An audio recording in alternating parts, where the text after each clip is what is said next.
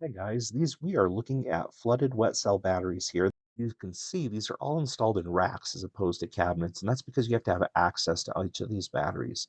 Wet cell batteries are typically very expensive, but they do offer a very long life and a very high discharge.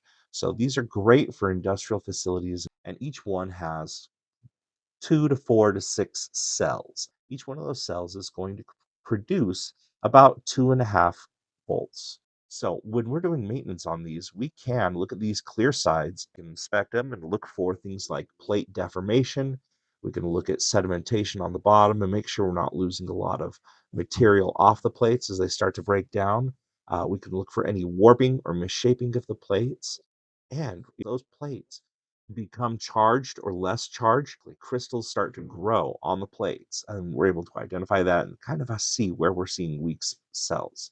On top of the batteries, you see these gray round cylinders. These are flame arresters. So the batteries can vent out different gases, and one of those gases is hydrogen gas. So these flame arresters help keep that gas inside the cell, create a safety measure for there. So when we're doing maintenance, we inspect these to make sure that they're not broken loose, glue hasn't worn free off of them. Additional maintenance is done on these by having to fill up the batteries with deionized distilled waters.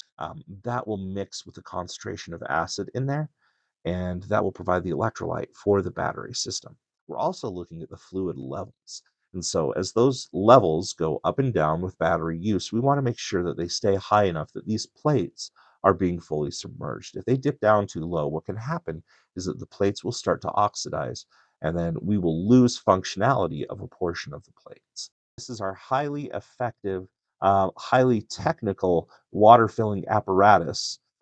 If it looks a lot like a sprayer that you would use for spraying chemicals in your yard, that's exactly what it is. So we make sure it's a nice clean basin that doesn't get used for anything else.